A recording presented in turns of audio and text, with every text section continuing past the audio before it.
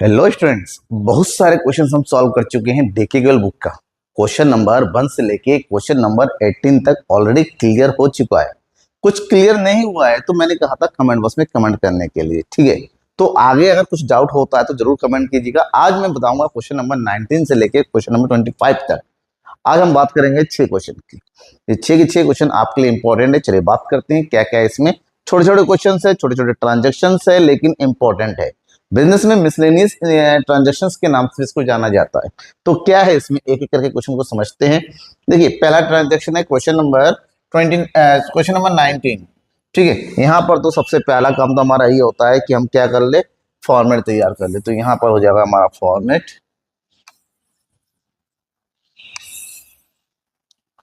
बहुत सारे बच्चे फॉर्मेट को इग्नोर करते हैं कि सर क्या जरूरत है फॉर्मेट बनाने की, लेकिन फॉर्मेट जनरल एंटी फॉर्मेट का ही खेल है बेटा। फॉर्मेट नहीं बनाओगे तो कहीं ना कहीं थोड़ी प्रॉब्लम है। हम ये मान के चलेंगे कि आप जो है इसके बारे में प्रॉपर वे में नहीं जानते हो। ये हो गया पर्टिकुलर्स, एलएफ, अमाउंट, अमाउंट, ठीक है। तो यहाँ पर पहला ट्रांजेक्शन पढ़ते हैं। Serial number 1, receive a cheque of 47,500 from X. X से चेक मिला है। चेक मिलता है मतलब बैंक अकाउंट डेबिट, जिसको मिला है टू एक्स अकाउंट। आगे full settlement of his account 50,000, 50,000 की अकाउंट की जगह 47,500 में रिसीव हुआ है, मतलब 2,500 में ही नहीं मिला है। तो ये डिफरेंस है, हमें जो नहीं मिला है हमारे लिए ये होगा डिस्काउंट अलाउड, मतलब हमने डिस्काउंट दिया है। तो पॉइंट नंबर 1, चेक आया है तो यहां एंट्री करेंगे हम बैंक अकाउंट डेबिट। जितने का चेक है 47,500, 2,500 का डिफरेंस आया तो इसको हम लिखेंगे डिस्काउंट के नाम से, that is discount allowed account debit. Total amount डाल दो to X account. Full settlement का मतलब होता है एक्स से अब कोई पैसा हमें नहीं लेना है, सारा अकाउंट खत्म। तो ये हो गया that is amount received from x, done. और कुछ भी एक्स्ट्रा लिखने की जरूरत नहीं है, आपको बस इतना ही बताना है कि एंट्री क्यों किया। इसलिए किया है कि एक्स से हमें पैसा मिला। अब पैसा कैश हो या चेक हो, पैसा पैसा होता है। Point number 2, received by cheque first and final. First and final का मतलब भी फुल सेटलमेंट होता है, लेकिन यहाँ पर अमाउंट नहीं लिखा हुआ, लिखा हुआ है ऑफ 60 पैसे इन आर रुपी। 60 पैसे इन आर रुपी का मतलब होता है यहाँ पर बेटा 60% वाई से। हु ओड अस 20,000, जिससे हमें 20,000 लेना था उससे हमें 60% रिसीव हुआ। तो 40% का डिस्काउंट तो कोई देता नहीं है। फुल एंड फाइनल का मतलब होता है और पैसा मिलेगा नहीं। 5%, 10%, 15% तक तो चलता है, मान लो चलो ठीक है, लेकिन परसेंटेज बहुत ज्यादा हो, पैसा और भी कभी ना मिलने वाला हो, तो जो बड़ा अमाउंट होता है वो हमारे लिए डूबा हुआ पैसा होता है, that is the bad debts. तो 20,000 का 60%, 6 दूनी 12,000 हमें रिसीव हो रहा है बाय चेक और 8,000 रिसीव नहीं हो रहा है। तो ये हो गया हमारा बैंक अमाउंट और ये हो गया हमारे लिए बैड डेब्ट। तो एंट्री क्या करेंगे यहाँ पर, पॉइंट नंबर 2, जितना पैसा आया बैंक अकाउंट डेबिट 12,000 रुपीज और जितना नहीं आया 8,000, that is bad debts. Bad debts account debit to, किससे पैसा मिला है, from Y to Y account, ठीक है। दिस वन इज 20,000, ठीक है। तो लिखेंगे 60% receive from Y in full and final, ठीक है। मतलब ये जो 60% है वो मिला है फाइनली और नहीं मिलेगा तो उसको हमने बैड डेब्ट्स में डाल दिया, इसका मतलब ये हो गया। 3, sold goods to Z for 80,000 at a trade discount of 20%। Z को हमने 20% के ट्रेड डिस्काउंट पे गुड्स बेचा, ठीक है। नेक्स्ट डे, चलो नेक्स्ट डे, मैंने हमेशा कहा है आपको डे बदल जाता है तो एंट्री बदल जाती है। तो नेक्स्ट डे जो किया वो अलग चीज है, पहले यहां तक की एंट्री कर दो जो हुआ है। Sold goods to Z 20% trade discount, तो 80,000 में से 20% को माइनस कर देंगे तो ये हो गया 16,000। तो बचेगा कितना, 0,0,0,4, हमारे साथ में से गया 64,000 का गुड सेल किया हमने जेड को। तो सेल करने की एंट्री करेंगे that is Z account debit to sales account. कितना अमाउंट हो जाएगा यहाँ पर 64,000, यहाँ पर भी हो गया 64,000। दैट इज नया से लिख दो गुड्स सोल्ड टू जेड। ना पॉइंट नंबर फोर्थ तो नहीं होगा, थर्ड का ही पार्ट होगा क्योंकि इसके आगे कुछ लिखा हुआ है कि next day a cheque was received from him after deducting 5% cash discount, cheque was immediately deposited to bank. अगले दिन उससे पैसा मिला 5% के डिस्काउंट काटने के बाद। तो 64% का 5% माइनस कर दो तो ये हो जाएगा 3200। अमाउंट कितना रिसीव होगा 008, यहाँ बचेगा 1, 61,800 रुपीज रिसीव हुआ। ठीक है, रिसीव होने का मतलब ये होता है कि बाकी अमाउंट नहीं मिल रहा है, वो डिस्काउंट अलाउड हुआ। तो यहाँ पर क्या मिला, चेक मिला है। तो एंट्री करेंगे हम बैंक अकाउंट डेबिट 61,800, जो पैसा नहीं मिला है तो उसकी एंट्री कर दो डिस्काउंट अलाउड में, यार इस discount allowed account debit to, कौन है यहाँ पर, जेड, टू जेड अकाउंट। इसका अकाउंट भी सेटल हो गया 64,000 से। ठीक है, नजर लिखेंगे अमाउंट रिसीट फ्रॉम जेड। अब आगे क्या है, पॉइंट नंबर 4। पॉइंट नंबर 4 में क्या है, यहां पर कहा जा रहा है goods costing 40,000 sold to Manoj at a profit of 20% on cost less 10%। जब भी प्रॉफिट होता है 40,000 में 20% ऐड कर दो, तो 40,000 का 20% होता है 8,000, ये हो गया 48,000। और ट्रेड डिस्काउंट माइनस हुआ 10%, 4800 बचा कितना 002, 7 से 4 गया 3, 43,200 में डील फाइनल हुआ। मनोज को सेल किया, कैश है क्या है पता नहीं, नेम दे रखा, जब भी नेम होता है तो यहाँ एंट्री करेंगे Manoj account debit, Manoj account debit to sales account, उसी फॉर्मेट के आगे करेंगे। ठीक है, तो यहाँ पर अमाउंट हो जाएगा 43,200, 43,200। नेशनल लिखेंगे goods sold to Manoj, goods sold to Manoj. ठीक है, लास्ट में आपको क्या करना है, टोटल कर देना है। टोटल में कहीं हेर फेर होता है तो कमेंट बॉक्स में जरूर बताइएगा, अपने टोटल कर लीजिए, कोई प्रॉब्लम नहीं है। ट्रांजैक्शन में कुछ एंट्री में कुछ समझ में नहीं आया है तो स्पेशली इस बात की सर ये वाली एंट्री आपने क्यों की, ये डेबिट क्यों आया, ये अमाउंट क्यों आया, इसका कैलकुलेशन समझ में नहीं आया, ये बातें पूछने की होती है, वो जरूर पूछिएगा अगर डाउट लगता है तो। नेक्स्ट क्वेश्चन, यहाँ पर भी 5 पॉइंट है, छोटे छोटे पॉइंट है, लेकिन यहाँ पर भी हर एक पॉइंट आपके लिए इंपॉर्टेंट है, तो पॉइंट पे फोकस जरूर कीजिएगा, थोड़ा ध्यान जरूर दीजिएगा। डाउट होता है तो कमेंट बॉक्स में जरूर लिखिएगा।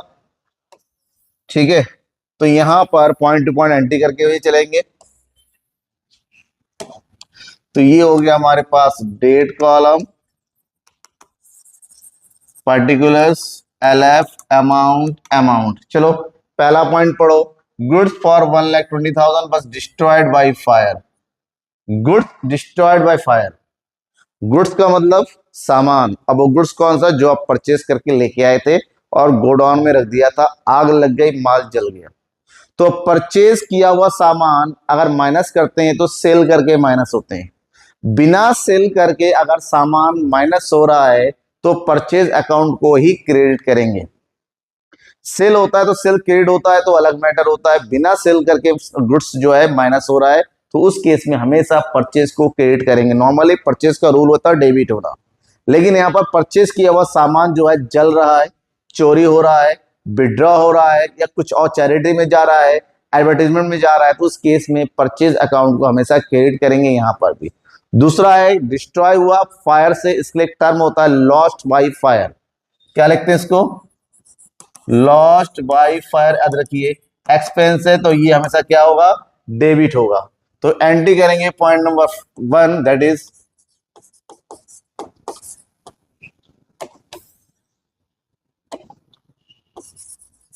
Lost by fire account debit to purchase account.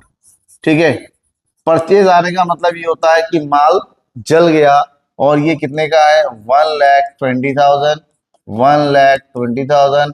तो जो वहां लिखा हुआ लिखिए, goods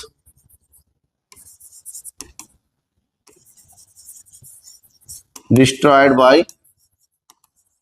fire. Okay, now point number 2, goods worth 18,000 but distributed as free sample. free sample का मतलब होता है एडवर्टीजमेंट। क्या हुआ है, क्योंकि जब भी हम एडवर्टीजमेंट कर रहे हैं बुक्स वगैरह का, वो फ्री सैंपल में बांटा जाता है। दवाइयाँ फ्री सैंपल में चली जाती है, कपड़े चले जाते हैं, सैंपल मतलब हमारा एडवर्टीजमेंट।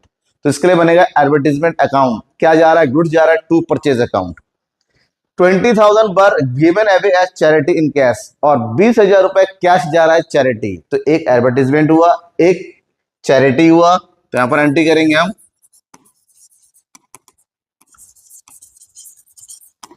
Advertisement account debit. तो अमाउंट है एडवर्टीजमेंट का 18,000, साथ ही साथ चैरिटी भी कर रहे हैं। तो यहां पर ये हो गया चैरिटी अकाउंट डेबिट, और चैरिटी का अमाउंट है 20,000। ध्यान में रखना, जो एडवर्टीजमेंट है वो गुड्स का है, तो यहां आ जाएगा टू परचेज अकाउंट। ठीक है, 18,000।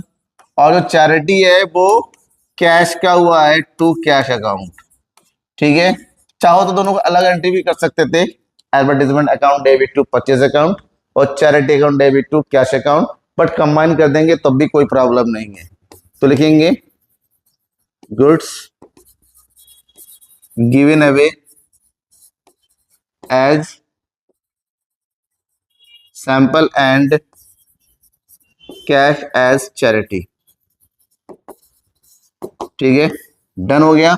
Now point number 3, goods worth 25,000 and cash 40,000 but taken away by proprietor for his personal use. जहां पर्सनल यूज होता है वहां ड्राइंग होता है, तो ड्राइंग इज ऑलवेज डेबिट। तो क्या एंट्री करेंगे यहां पर, drawing account debit to goods गया है, गुड्स जहां जाता है तो परचेज अकाउंट।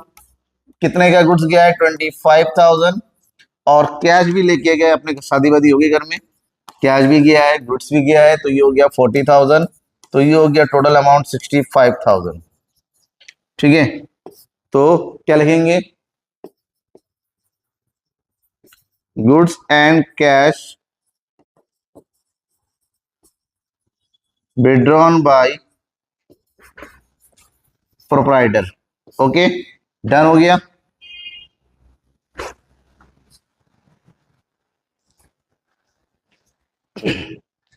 नेक्स्ट पॉइंट है 4th, goods worth 20,000 and cash 5,000 पर गिवन अवे एज चैरिटी। अब गुड्स को चैरिटी में जा रहा है, चैरिटी चैरिटी होता है, उसके अलग से कोई टर्म नहीं होता, हम चैरिटी ही लिखते हैं।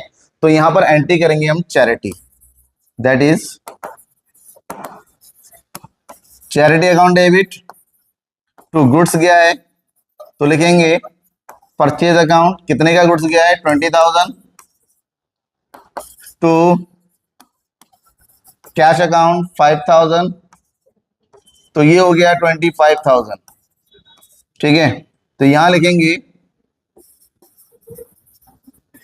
Goods and cash given away as charity. ठीक है, उसके बाद पॉइंट नंबर 50 आते हैं, कैश 1 लाख स्टोलन। अब ये स्टोलन वर्ड आया, स्टोलन कह रहा है कि आयरन शिप से कैश चोरी हो गया, तो स्टोलन के लिए टर्म आता है लॉस्ट बाय थेफ्ट। तो एंट्री करेंगे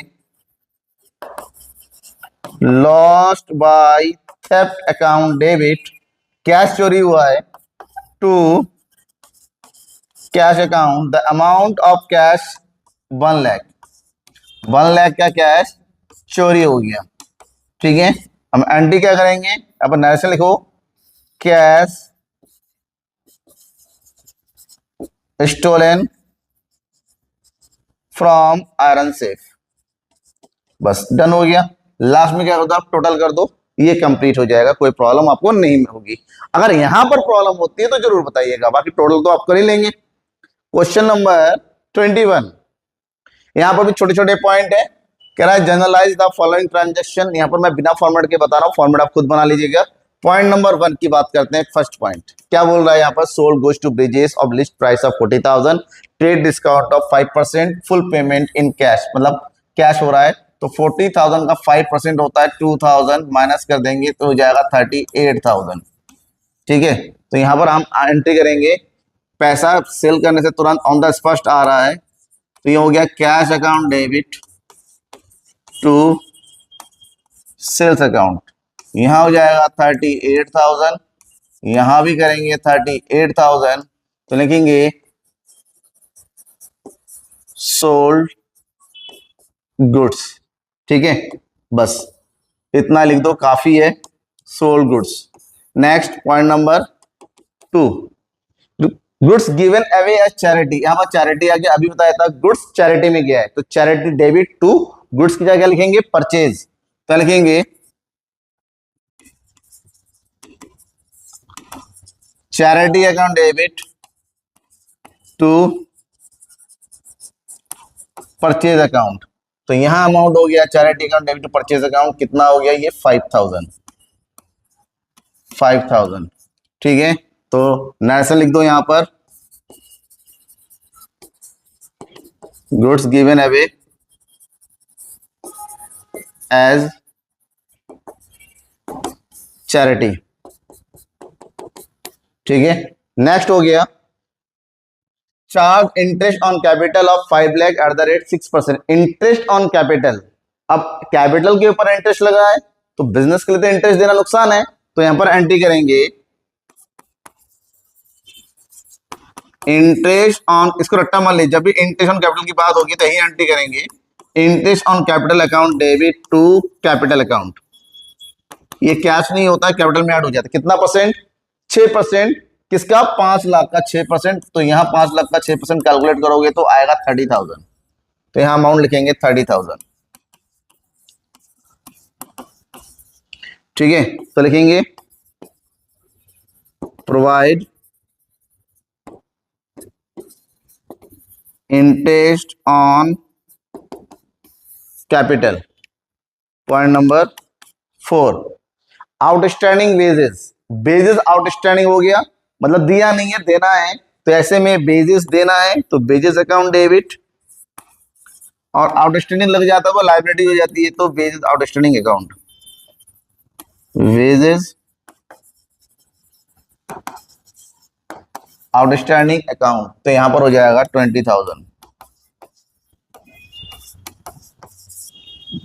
तो नेशनल लिख दो आउटस्टैंडिंग बेजेस, आउटस्टैंडिंग वेजेस। ठीक है, नेक्स्ट अब बात करेंगे पॉइंट नंबर 5 की। 50,000 due from Sunny are now bad debts. Sunny से 20,000 रुपए ड्यू था, लेना था, अब वो बैड डेब्ट्स हो गया। जब बैड डेब्ट्स हो जाता है तो एंट्री करेंगे हम bad debts account debit. Bad debts मतलब पैसा अब कभी नहीं मिलेगा, तो bad debts account debit to Sunny account 50,000। ठीक है, तो सनी बिकेम बैड डेब्ट्स। ठीक है, point number 6, 1 lakh cash sales.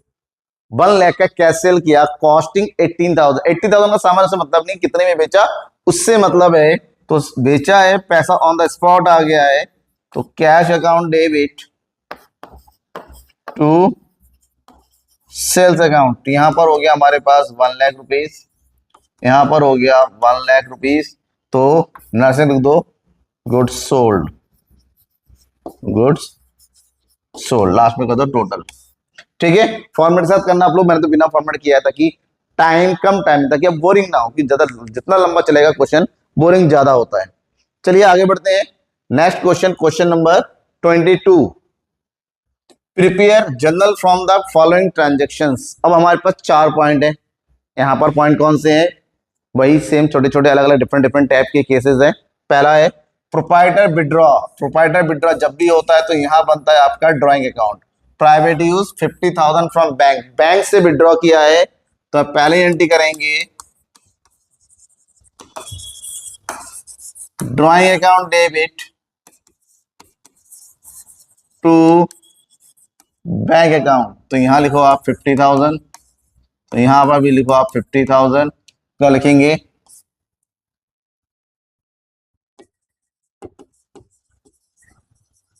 Withdrew for private use. ठीक है, डन हो गया। Now point number second, goods costing 2 lakh were burned by fire, आग से जल गया। बर्न बाय फायर का मैंने क्या बताया था अभी? लॉस्ट बाय फायर अकाउंट, और लॉस्ट मतलब ये होता है एक्सपेंस होना, और ये डेबिट होता है। तो एंट्री करेंगे lost by fire account debit, तो ये हो गया हमारे पास 2 lakh to purchase account. To purchase account कितना हो गया यहाँ पर? 2 लाख। ठीक है, तो क्या ना से लिखेंगे? Goods lost by fire. Now point number third क्या है? Purchase machinery for cash 150 and paid 2000 on installation. पहले की वीडियोस मैंने भी बता रखे हैं, कोई भी मशीन कोई भी एसेट जब भी परचेज करेंगे उसके रिगार्डिंग जितने भी एक्सपेंस होते हैं उसमें ऐड कर दो। तो 150 का कैश परचेज, 2000 इंस्टॉलेशन, टोटल हो गया 1,52,000, और टोटल मशीन में ऐड हो जाएगा। तो यहाँ पर हम लिखेंगे machinery account debit 1,52,000 to cash account, 1,52,000। ठीक है, तो लिखेंगे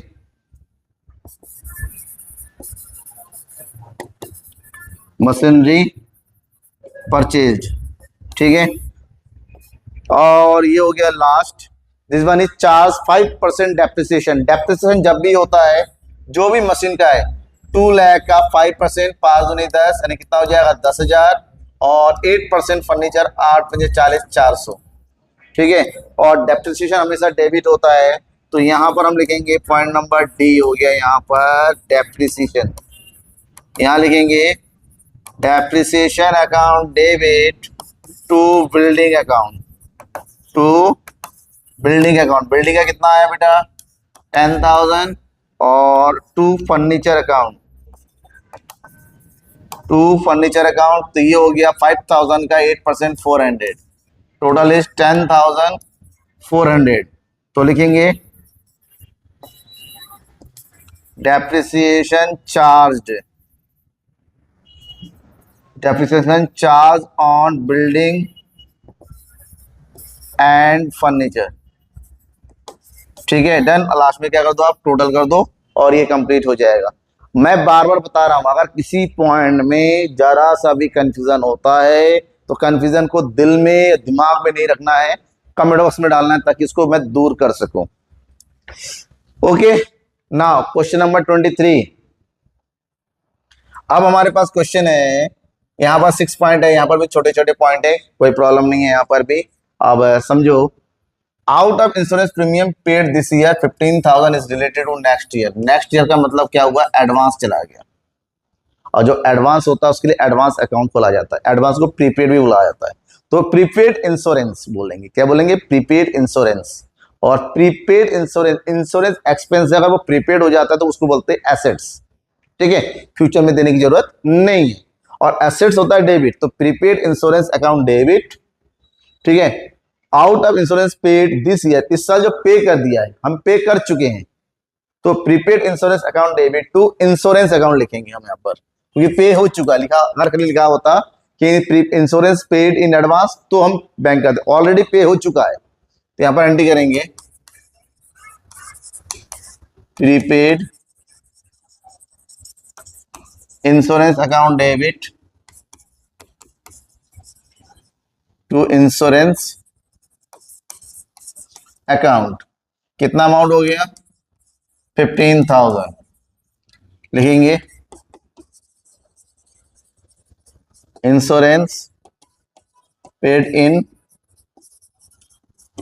advance. Okay, point number 2, credit purchase from Ram and Company for 50,000, cash discount will be received on 5% payment bill within 10 days। अगर 10 दिन के अंदर पेमेंट मिलता है तो ठीक है, लेकिन फिलहाल तो परचेस की एंट्री करो, क्योंकि पेमेंट कब मिलेगा वो अलग मैटर है। पहले लिख दो परचेज किया है, तो यहां एंट्री करेंगे हम purchase account debit to Ram and company account. कितने का गुड्स परचेज किया है? 50,000। 50,000 लिखेंगे goods purchase from Ram and company. Next हो गया 3, क्या लिखा हुआ है? Cash paid to Ram on discount ever. Ram ने को पेमेंट कर दिया और डिस्काउंट मिल गया, तो 50,000 का 5% कितना हो गया? 2500 माइनस कर दो, तो यहाँ हो जाएगा 47,500 का पेमेंट हुआ है। ठीक है, कैश पे किया है, तो एंट्री करेंगे पेमेंट रिसीव करने वाले को Ram and company account debit to cash account 47,500 to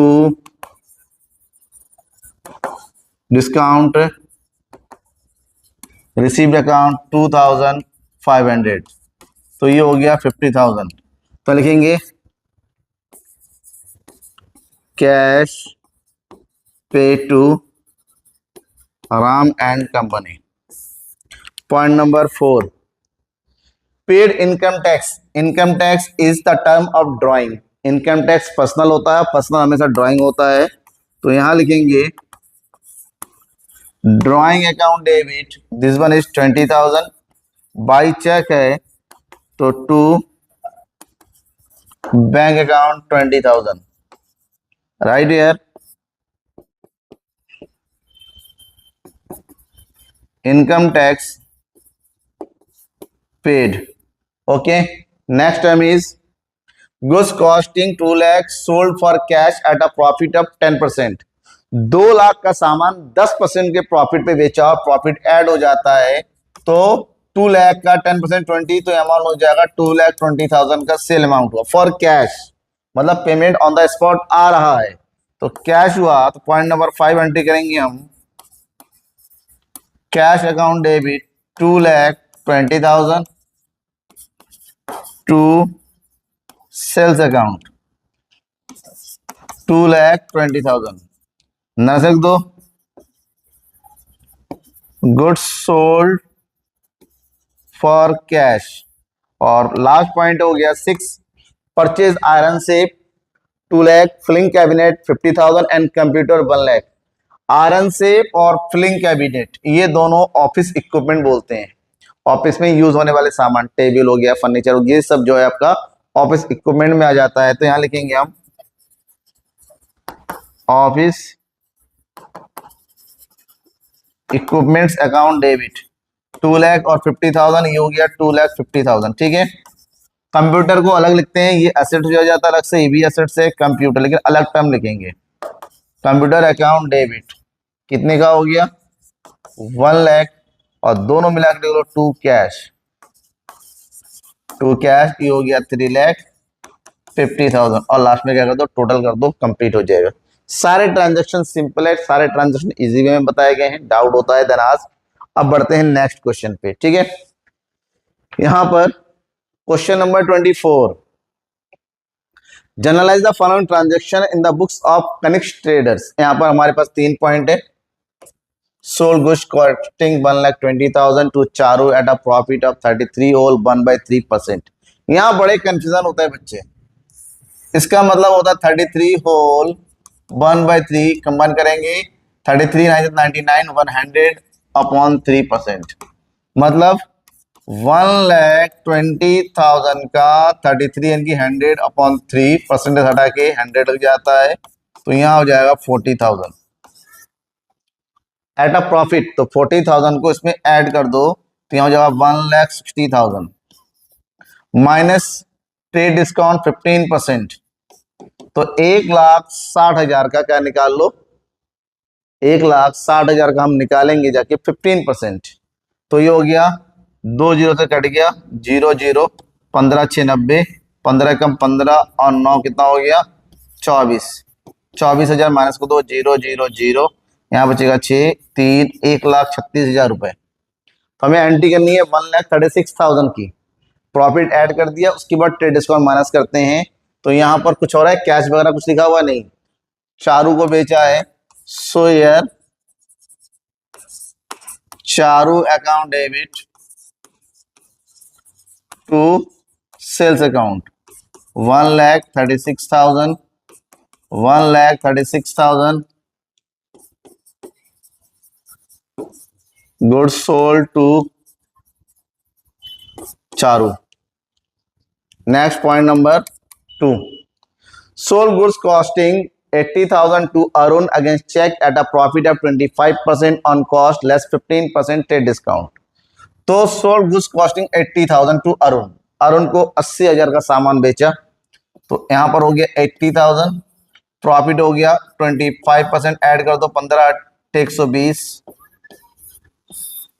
ना 25 200, तो ये हो गया 1,00,000 का सामान। इसमें से माइनस कर दो 15% की 15,000 रुपए, तो गुड्स हो गया टोटल 85,000 का। ट्रेड डिस्काउंट माइनस होता है, प्रॉफिट ऐड होता है।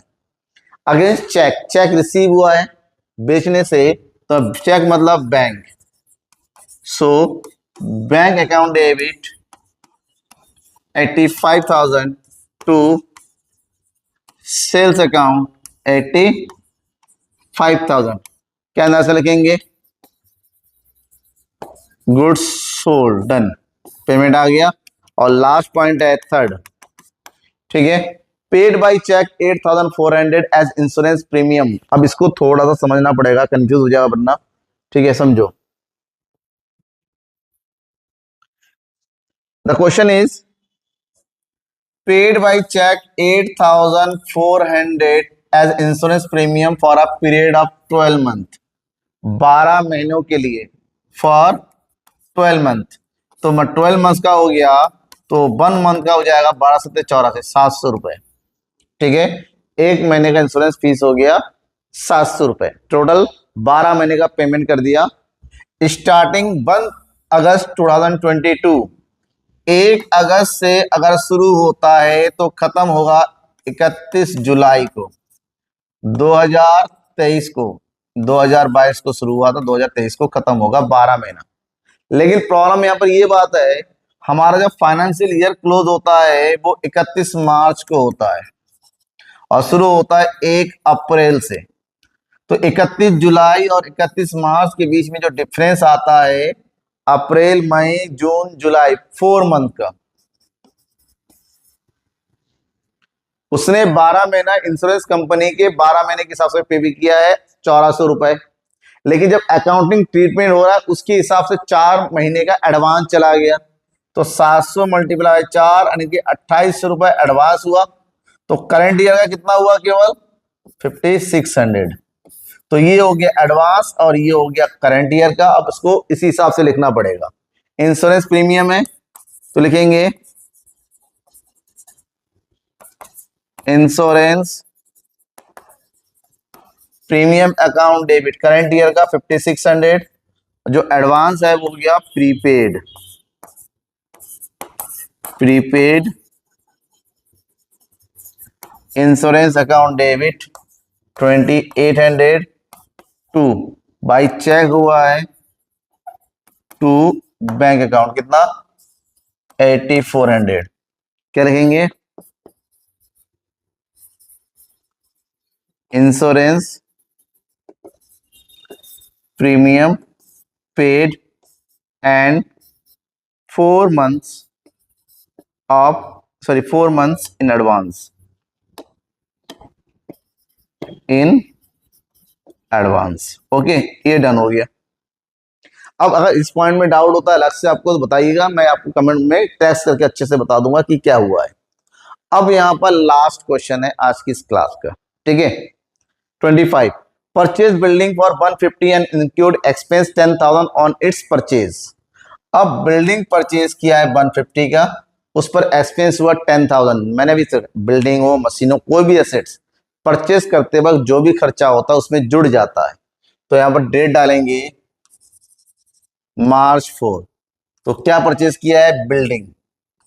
तो बिल्डिंग को परचेस किया है, building account debit to, payment हुआ है, हाँ पेमेंट हुआ है, कुछ नहीं लिखा हुआ, मतलब पेमेंट हो गया है टू कैश अकाउंट। तो बिल्डिंग है 150, एक्स्ट्रा खर्चा हुआ 10,000, तो यहाँ हो गया टोटल कॉस्ट 1,60,000, 1,60,000। ठीक है, तो लिखेंगे बिल्डिंग परचेज्ड, लिख दो परचेज बिल्डिंग, डन, बस इतना ही इनफ है। फिर हो गया मार्च 10, क्या बोल रहा है मार्च 10 को, Satish who owed us 20,000 declared insolvent 60 पैसे, अभी समझाया था 60 पैसे का मतलब 60% पैसा मिला है, 40% डूब गया। कह रहा है 20,000 को 60% निकालो, 6 दूनी 12,000, मतलब 8,000 हमारा डूब गया। ये हो गया बैड डेब्ट्स। जितना पैसा रिसीव हुआ है, कैसे रिसीव हुआ नहीं पता है, तो लिखेंगे कैश, तो यहां लिख दो कैश अकाउंट डेबिट 12,000, और यहां लिखेंगे bad debts, bad debts account debit 8,000 to, किससे रिसीव हुआ है, सतीश से, टू सतीश अकाउंट 20,000। ठीक है ना, लिख दो that is 60% received from Satish in full and final, done। Okay, next हो गया मार्च 15, paid 500 for repairing of office expense. अब यहाँ पर परचेज रिवार्ड नहीं है, यहाँ पर ओनली रिपेयरिंग है। परचेज होता है तो उसके साथ जो भी खर्चा होता है वो उसमें पर्टिकुलर ऐड हो जाता है। अगर रिपेयरिंग अलग डेट को हो रहा है तो इससे कोई एसेट्स बढ़ नहीं रहा है, एसेट्स खाली रिपेयर हो रहा है, तो इसके लिए अकाउंट ओपन करेंगे रिपेयरिंग अकाउंट। तो यहां हो जाएगा repairing account debit 500 to cash account 500। Okay, that is, next लिख दो paid for repairing. Okay, now point number 18, proprietor withdraw for personal use cash and goods. Cash का तो कैश हो जाएगा, गुड्स का परचेज हो जाएगा, विथड्रॉ हुआ है तो यहां हो जाएगा ड्राइंग। तो here is drawing account debit to, जो कैश हुआ है उसको कैश में डाल दो, to cash account, this one is 5,000, और जो गुड्स हुआ है उसको डाल दो purchase, to purchase account, this one is 2,000, यहां लिख देंगे हम 7,000। तो लिखेंगे cash and goods withdrew by proprietor. ठीक है, हो गया। अब आगे बढ़ते हैं, नेक्स्ट कुछ ट्रांजेक्शन है।